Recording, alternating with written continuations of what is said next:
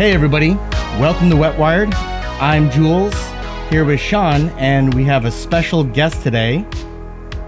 We're in the midst of a bit of a raucous moment right now, where in LA, some police riots that are responding to protests to ICE raids, and the president sending in National Guard that he has, against the wishes of the governor, sent in, and then also another 700 Marines. It is kind of a raucous moment in the response to the pretty brutal ICE raids that have been going on.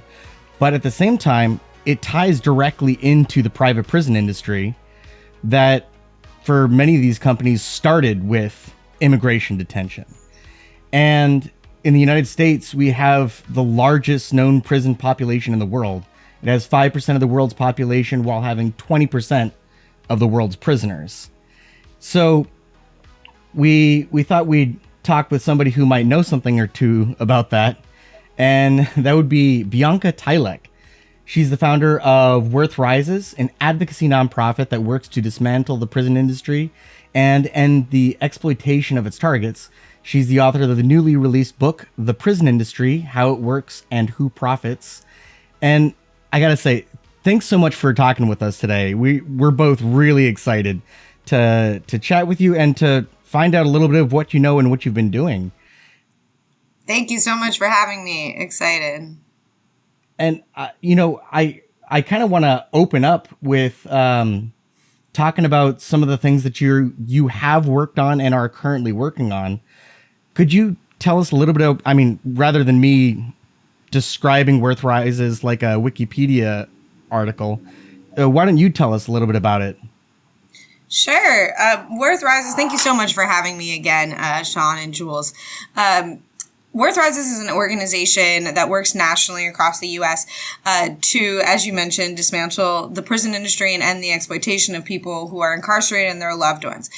We fundamentally see that there are a ton of financial incentives born into our system that is in many ways preventing justice and just ensuring that people are consistently incarcerated, which is decimating communities, and particularly Black, Brown, and low-income communities, right?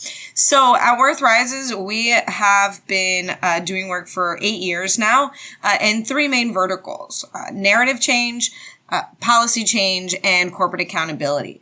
In our narrative change work, this is where we really publish research, do storytelling, help people see the truth about the carceral system, this $80 billion industry, right, that many are using to essentially milk sort of taxpayer dollars or extract resources directly from impacted families. And so we tell their stories and we help people really understand what this system is doing to our communities.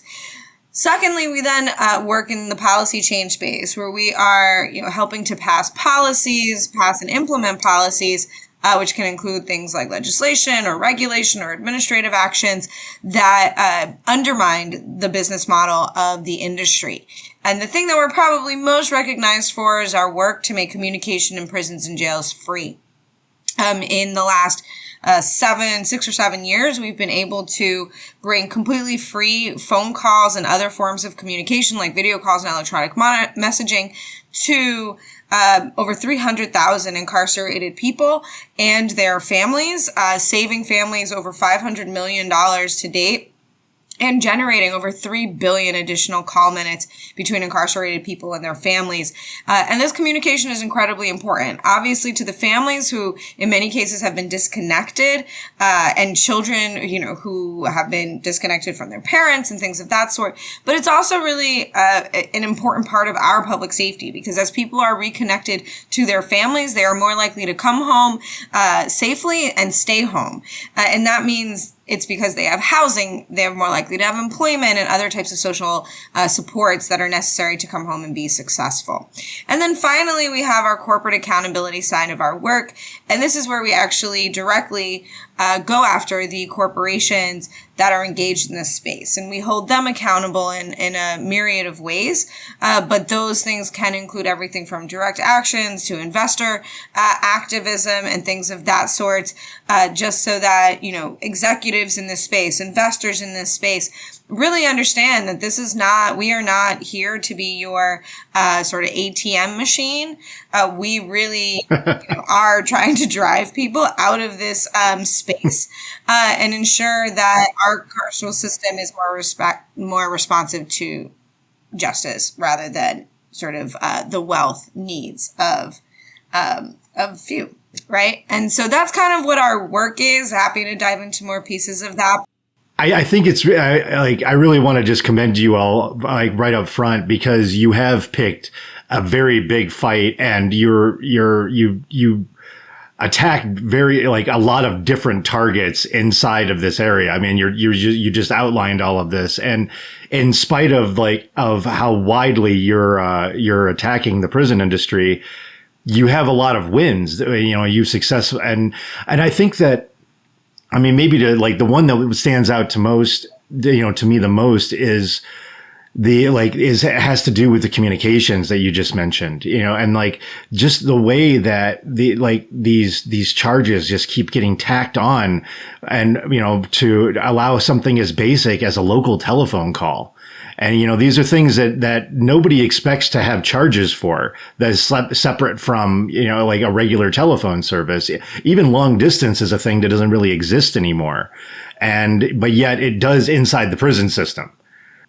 Yeah. So, I mean, I tell people all the time, I live in the city of New York, right? And in New York City, they did away a number of years ago with sort of the more conventional payphones that we used to have on the street, right? Where you used to put your quarter in and actually make a call. Now in New York City, there is a sort of digital kiosk on every other block where anyone in the city of New York can make a phone call completely for free anywhere in the country, right?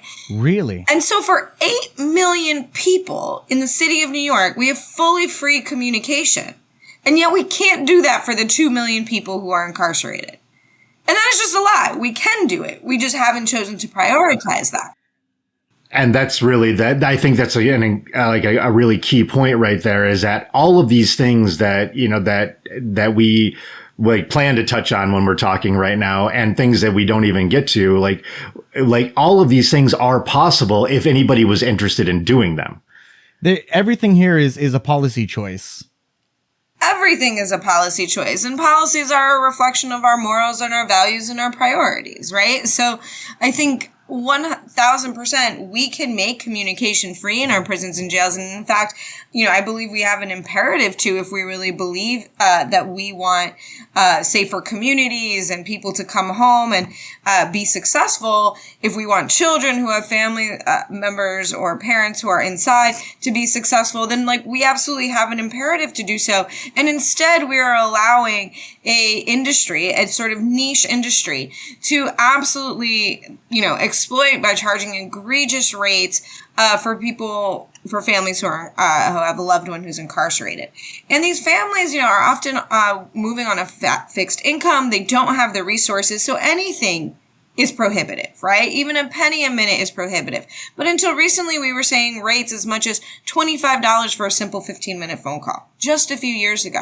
And it's because of a lot of the advocacy over years, led by organizations like ours, but also others, the federal and state level, that we have been able to do two really major things. One is create a trend to make communication completely free. And that is states like Connecticut, California, Minnesota, Massachusetts, Colorado have passed these pieces of legislation to make communication in their prisons and jails free.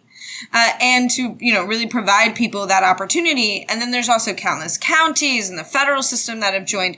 And then on the other front, we also have regulation. And for the first time, over this last decade, we've seen major regulations from the FCC over the last year or so that is really trying to rein in this industry. They started to regulate a number of years ago, but this last year has really seen the biggest uptake in that regulation and forcefulness to say, like, once and for all, this is absolutely predatory behavior. And so we are seeing massive wins in this space, even as, people are stressed about the state of the world, and should be, as we all are. But I think there's still opportunities. Absolutely. And when we're talking about communications specifically, it's underappreciated, or I don't know if it is. I think that it's easy to overlook how significant communication is to an individual, to the psychology of the human mind. Where it's a form of, it's a violation of human rights under the Geneva Conventions to have somebody in solitary confinement for more than 2 weeks. And that is because you need to have interaction with other humans. We're pack animal species. And having connections with your family, having connections with your friends and everybody in between is such a crucial thing when day in and day out you're in this hole. Or actually, I shouldn't use that phrasing because that's actually specific phrasing, in the hole. But you're in this place that is so deprived of that connection with community that is essential for just being sane and having a sense of reality, where it just gets so horrific at a certain point when you don't have that connection. And if your family just can't afford these exorbitant rates, it exacerbates everything else in between. 1000%. I mean, I think that people started to understand the importance of communication during COVID, right? We all take it for granted because we have cell phones in our pockets, we talk to our friends, and in many cases, many of us live with our families, so we get that human connection every day. If you are fully separated and isolated from all the people that you love, you're in a space that really sort of discourages any level of human connection, right? There are people who've gone years without a hug, right? It is not human. It truly, in these facilities, they went as far for a number of years to actually, these companies were contractually requiring prisons and jails to stop or ban visits so that they would force people to use their communication service. To use the phone to, That's oh my right. God. And when you talk about depravity, right? So like really forcing that isolation, forcing that inhumane sort of solitude, right? In just so that way they could make some money.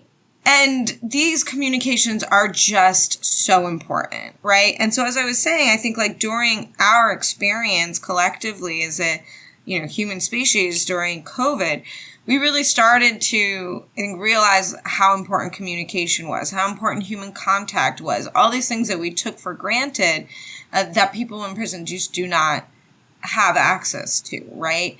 And so it's life-changing. Not only is it life-changing in the sense of, just being connected in a loving way to people that you love, but what we have actually seen is absolutely transformative experiences that have happened for both people who are incarcerated as well as their loved ones. For example, we have seen, men who have engaged in their rehabilitative process in a way that's different than ever before because they were in connection to their community, where they really didn't have the excuse to say, well, I don't need to change and I don't need to do anything because I don't talk to my family and nobody talks to me, and like all these things that are just really grave, and now they're connected. On the other front, we have seen children who stopped speaking when their parent went into prison, who have autism, and now that their parents, because they have free communication, can speak to them again, they've restarted talking. Like these things are major influences on people's lives that should really inherently be a right and not a privilege in our facilities. I mean, there's so many things that have just come up that are like threads that we could pull on here to go about where to go next. Something that definitely caught my attention in what you said is, was limiting the personal visits in favor of promoting their technology solution that they can then bill for.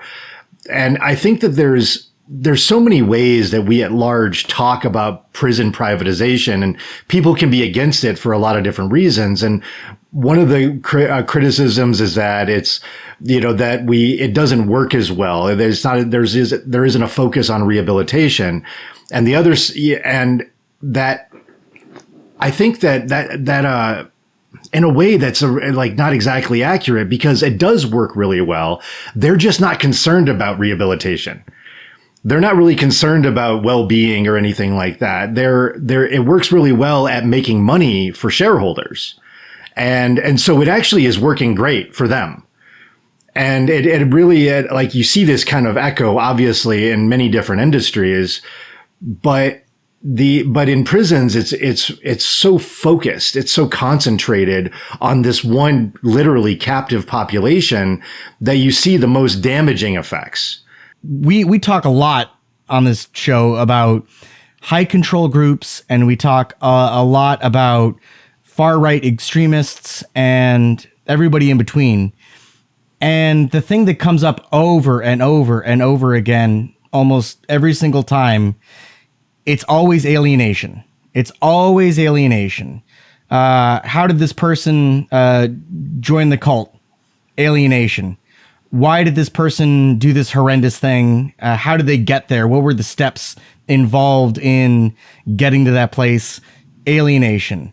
And that sense of community and also sense of connection to, at the very least, a more closer knit network of friends and family is such a crucial component of participating in society and just being a human being, that when your focus is not on rehabilitation and profiting as much as humanly possible, then you're going to end up with more instances of social enemy, more instances of violation of whatever the norms and mores happen to be every single time, because you don't have that connection. Yeah, I appreciate both of your points. I think, Jules, on what you're saying, dovetails perfectly with the data that we've seen and the research that we've seen, which is that when you have access to communication in prisons and jails, violence in those facilities declines, right? And so what that is really saying is that the entire environment shifts when people are in touch with the people that they love.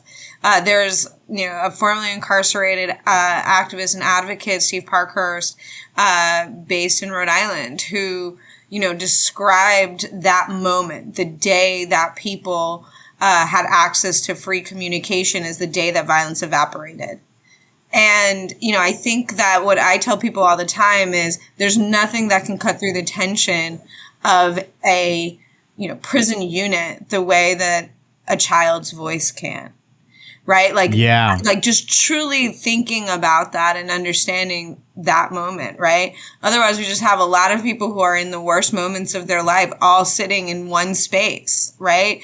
With this tension between each other and officers. And so what we see is that communication is not just great, for family members and then for the folks inside, but helps them actually commit to sort of rehabilitative programming and stuff like that. It reduces violence. That means violence between people who are incarcerated as well as with officers. So we have heard from officers that it is also a program that they are very grateful for because of the way in which it changes that environment. And so all of these things are like part of what is actually productive.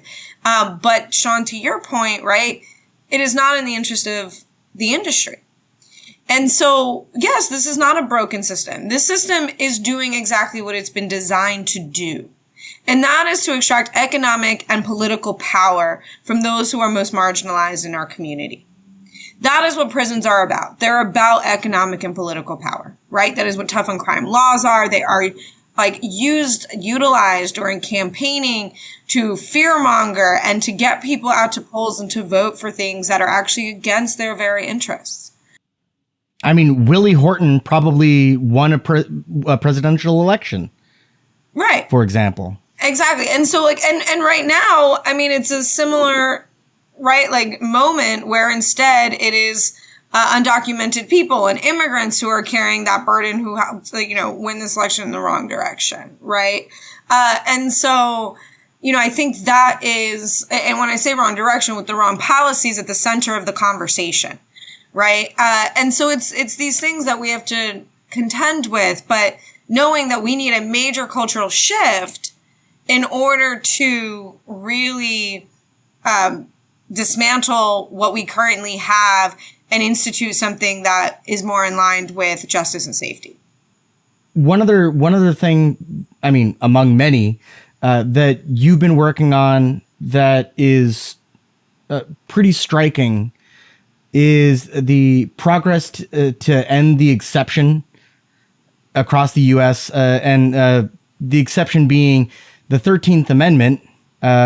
Slavery never went away. It never went away. It just became an asterisk. So instead of going away, it's unless you're a prisoner for some kind of a crime. And that has really been taken to its fullest extent. And you've done a lot of really great things, and there have been a lot of really great progress. In 2018, Colorado became the first state since Rhode Island to abolish slavery by closing the legal exception. 2020, Utah and Nebraska. 2022, voters in Alabama, Oregon, and Tennessee and Vermont also removed exceptions, banning it entirely. And there are a lot more, and there's more to go. I was kind of disappointed in California, of all states, pretty recently. Oh, they love it there. They love it. They love slavery in California. I mean, I can understand why politicians would do that, but it went to a referendum or an initiative. Blew me away that the populace who voted in that election actually voted against it. I'm joking. They obviously don't love slavery in California, but a lot of this I think it comes down to do with the marketing campaigns behind these initiatives, and you get a framing and that makes it look a certain way, and then people are against it. That's right. So the End the Exception campaign, as you were mentioning and describing, Jules, right, is a campaign that seeks to end the exception in the 13th Amendment. The 13th Amendment is what we celebrate for having abolished slavery, but the language within the 13th Amendment says except as punishment for a crime. And so in that, it means that actually slavery is very much legal in our country, so long as it is punishment for a crime. Which means that any moment that any of us strays, slightly, and let me be clear, I think everyone has at some point committed a crime one way or another. Absolutely. That Guilty. Right. All of us, all right? Figuratively and literally. I'm probably committing a crime right now and I don't even realize it. Right. That too. But so like in all these cases, right, it just means that that's the fine line between whether you can be enslaved or not. Right? Is like the criminal code. Those like words, that fine line is that space. That therefore makes it okay to enslave you. And that is wild, right? I ask people all the time, I'm like, if you feel uncomfortable with this discussion, finish the sentence, slavery is okay when. Wow. And if you don't feel comfortable, ask. Yeah, that's awesome. That's a really good way to put it. Then like there should be no exception, right? Like you can accept that is not okay. This is not how we get people back to society. This is not how we rehabilitate people. When you dehumanize people by removing their basic human rights to things like the protection from slavery, you are worsening a situation, not improving it, right? No one is paying their debt to society through slavery. That is markedly inhumane. And so that being said, we lead the federal campaign. So we've been moving a federal campaign, which thankfully has bipartisan support. And, we'll be reintroducing the bill in this Congress sometime later this year. All those state victories that you mentioned, I don't want to take credit for. There is a broad movement organized largely by the Abolish Slavery National Network of these state campaigns and our federal campaign that are, moving sort of in tandem with each other, in discussion with each other. And so each of those states was led by local state organizers in those places with a lot of success, as you named, right? And interestingly enough, a lot of success, as we're talking and drinking about California, in red states. Alabama, Tennessee, Utah, Nebraska are all on that list, which should, again, give us hope that there are opportunities and things for us to do. Now, getting to your point, Sean, about language and counter narratives and campaigns, the California loss was really difficult. I know for a lot of the people who were working on that campaign at different organizations and different bodies, were, really disappointed. Now that campaign lost at a pretty, slim margin, but it lost nevertheless. And I think part of that is, you have to just think really about tactics, about language, and about what's being used. And, there was this constant conversation of the opponents to the bill that kept describing work in prison as chores. And the headlines all read, quote unquote, inmates don't want to do chores. And, it was remarkably dishonest, right? The reality is that we're not talking about chores. We're not talking about somebody cleaning their own cell. We're not talking about these basic things. We're talking about people on the front lines of firefighting. We're talking about people in farms. We're talking about people who are manufacturing license plates. We're talking about people who are providing janitorial services, cooking services, maintenance services for prisons and jails. These are actual jobs that otherwise people would be paid for. California saves $1 billion a year by using incarcerated labor to run its prisons and jails, manufacture products, and provide other services. Cal Fire saves $100 million a year by using people who are currently incarcerated on the front lines of wildfires and other fire incidents, right? So this is huge sort of savings for the state in the use of this labor, and it is not a chore. And so what I think was the big issue, one of the major issues in California, was in large part how some of the framing actually hit the ballot initiative. It was framed, and it was not framed by advocates this way, but when the language kind of hit the ballot, it was something to the extent of, allowing people who are incarcerated to refuse to work. And, I think while, yes, of course, that naturally, if we all have any level of self-agency, right, then, or autonomy, then yes, we have the right to choose to do things, and to enslave someone is to not give them that choice. But if instead that language just said to ban slavery, I think we may have seen a different outcome. And that was actually the language that was in Nevada, and Nevada did win pretty substantially, right? And so it is that, it's that framing and understanding that, because the reality is this isn't just about the right to refuse to work. The right to refuse to work is only relevant in so much as I can negotiate for things, right? Or not do things that are completely and utterly dehumanizing. People who are incarcerated want to work. This is not a campaign against working. This is a campaign against slavery. And so people who are incarcerated want to be protected by the similar types of employment rights that we all have, right? Which is, for example, workplace safety under OSHA. It is discrimination, like the protection from discrimination under EEOC laws. It is fair, other types of fair practices, such as like the ability to organize or negotiate for wages under the FLSA. So, this campaign is about bringing dignified work opportunities to people who are incarcerated and to stop enslaving them. The firefighters in California who are pivotal in controlling some of these fires that are every season, they don't even get the opportunity to become firefighters when they're out and to put these skills to use. Well, that's actually changed, thankfully. Okay. Yeah, so a few years ago, more of the barriers that existed that discouraged or prevented people who were formerly incarcerated from going into firefighting tracks were removed.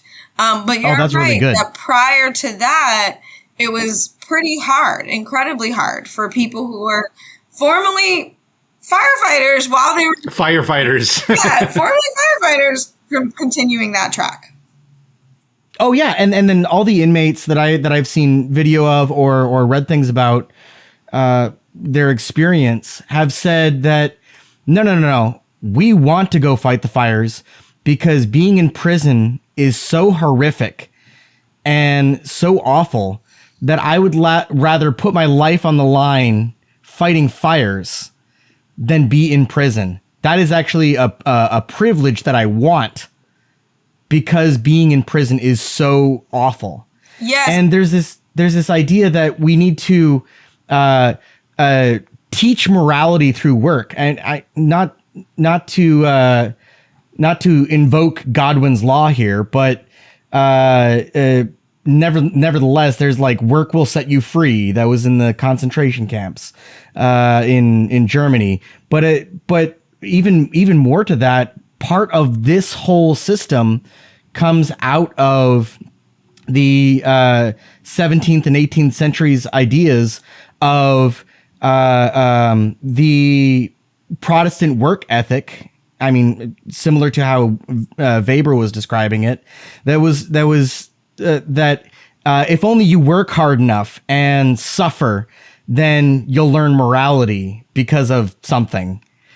Well, that was also, for the record, that was a sort of philosophy that was recycled during slavery as well, right? That like you needed to break Black people and, actually like the hard labor, what would transfer some level of skilled morality in all of this, right? And so that argument has been used over and over and over again, as we're seeing, in our carceral system, just as we borrowed so many things from slavery. You mentioned earlier in our conversation solitary confinement, right? And the term like the hole, hot box, which are all terms that are used for or the box, I should say, that are all used for solitary confinement, date back to slavery.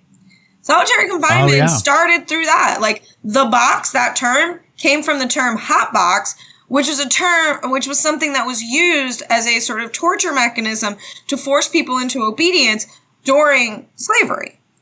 The hole, similarly, like darkness, the deprivation of food, the separation from your family, like the idea that somebody can say you will no longer have contact with your family is like what happened when families were sold off. Like none of this is actually different, right? The idea that when we transfer people who are incarcerated, we don't tell them, we wake them up at 4:00 in the morning, put chains on them and throw them into a van without telling them where they're going. Like all this is not different at all, right? Like the chains are there, like all of these things that we're doing, we are still doing, that we were doing essentially at that time, right? And so, like, understanding the connections there is super, super important, right? In how this entire system continues to work and rely on sort of those pieces. Yeah, absolutely. Throughout this whole conversation, we've kind of been leaning on, in terms of our discussion. I mean, by we, I mean Sean and myself, leaning on your book to understand a lot more about. And I honestly thought that I had a pretty good idea of the prison industry. I'm not, how bad it was. And how bad it was. And I, not that I was an expert, but I thought, I was like, all right, I know it's pretty bad. I got an idea. And then chapter after chapter, I'm like, well, didn't know that. Write that down. And as we mentioned before we got on, both Sean and I have tabbed up our books to the max. I mean, it is more tabs than it is pages almost.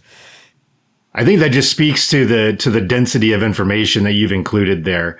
It feels so exceptionally thorough. And before we get any further, the book is called The Prison Industry, How It Works and Who Profits.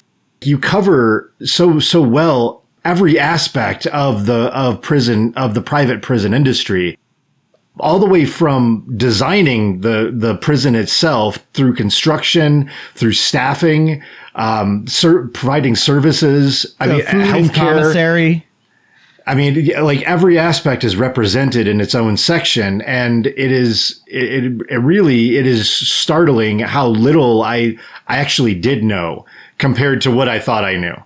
I think one of the most horrific areas that I was reading had to do with the food service, and like some of the stories about the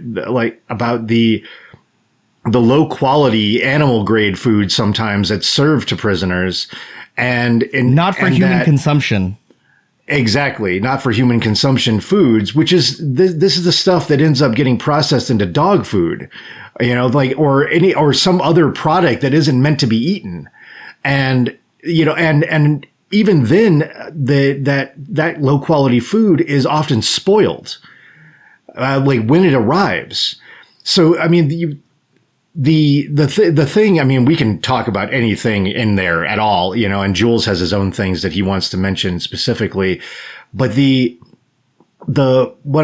I was reading about the food service and the healthcare and things, and the way that these, like, something occurred to me that, as I was reading it, that I hadn't realized before, is that even though like a relatively small number of prisons across the United States are actually private, and most are government run.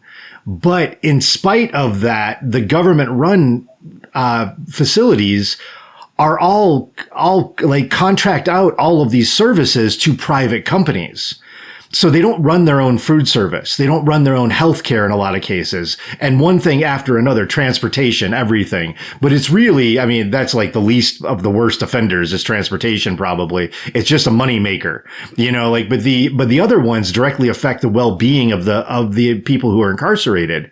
And, like in a very significant kind of way. I mean, with terrible healthcare outcomes and terrible nutrition provided to people who have no option for alternatives. They're stuck. Absolutely. So thank you for mentioning it, because I was going to say, so I think oftentimes people think of privatization in the system and they think just of private prisons. And I really, really want to stress this point, which is that private prisons only make up about 8% of all beds in the carceral system. Now, importantly, they make up more than 90% of beds in the immigration detention system. But in the carceral system, in the correctional system, that is about 8%. So it's relatively small. But the privatization of this space, and when we talk about the prison industry, we're not just talking about private prisons. We are talking about also publicly operated prisons that, as you said, Sean, have outsourced just about everything. And so these facilities, the only, sort of actual public infrastructure there are the people who are correctional officers, right? And who might be government employees in that sense. But all the other services, the food services, the healthcare services, the telecom services, are all outsourced to private industry with really, really catastrophic outcomes, as you were naming, right? The food, the healthcare, all these things that really come from the deprivation of providing quality services to people. And it has massive impacts on their lives, not just while they're incarcerated, but for many years after, right? Or if not throughout their entire life. So when you think about, the healthcare that people are denied, people are dying inside right now. And these healthcare companies are filing for bankruptcy because they don't want to pay out the lawsuit settlements for those wrongful deaths. And then they just clear up their balance sheet and keep going, right? So it's things like... Right, rebrand and move on. Yeah. Exactly, that we see going. And I will say, unfortunately, it's not even the case that like transportation is not an actually completely deadly industry.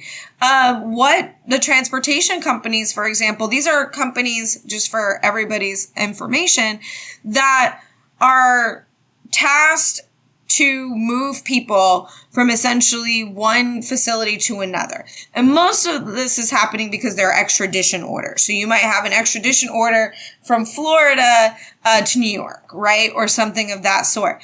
These companies get paid per mile that somebody's in their van. What does that mean? That means they're incentivized to make that trip as long as possible. Oh, yeah. They also... Oh, my God. So people can spend... It's just so petty. People can spend weeks in these vans.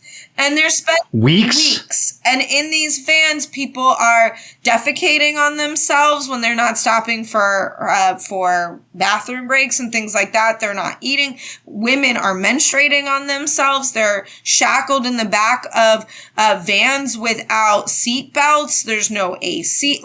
It's depraved, and people are dying in the back of these vans. And so there's really no part of this industry that is not absolutely harming people, right? There's nothing that's docile. And in the same way, you see a lot of the portrayals of inmates who are, like we were talking about earlier with the slavery, where the framing of it is that they don't want to do their chores, as if they're living in a double tree. And the complaint is that they don't have a mint on their pillow, and that they have to make up their own bed, instead of punching out license plates or making T-shirts for Gap or whomever. I don't know if Gap is still doing that, but most of the major brands have left. But I think you're really naming something, which is that people think that going to prison is some form of luxury, right? And that is so... Which is just a bizarre attitude. It's a vacation, but in a smaller room. Or that you don't have to pay for anything, which is also functionally not true. There was a report that was just released by Forward.us, one of our partners, that revealed that families are spending on average over $4,000 per person that they have incarcerated per year. And these are not families that have $4,000 to spend. Right? And so it is because people on the outside, who, by the way, are also taxpayers that are already paying for this system, are having to pay additionally to actually provide for their loved one who's incarcerated, who cannot provide for themselves on wages that are either 0 or 8 cents an hour, 14 cents an hour, right? And so you can't afford menstrual products. You can't afford food that is edible, albeit not healthy, but edible. You can't afford those things. And so who is it that does? Your families. And so what starts in these cages inside really pours out into the community, and the impact that it has on broader communities, and stunting the economic mobility of those communities, because it's consistently just taking. Yeah, and the commissary you mentioned... Go ahead, Sean. Oh, all right. So you mentioned something that I don't want to let this slide, because this has been on my mind too, that these families are making up the difference in these expenses, and they don't have $4,000 a year to spend extra. They don't have, that's not extra money.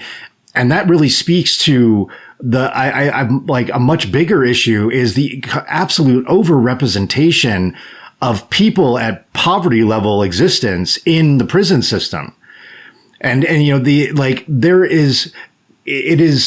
is so clear when you look at the economic backgrounds of where people come from, that prisons are really a way to sort of funnel off the people that are most resistant to the economic sort of torture that they've been living in on the outside world. Bloomberg isn't going to jail anytime soon. Exactly. And yes, you end up with these high profile cases of a white collar criminal here and there or something like that. But that is nothing compared to how many people come from these economically depressed communities.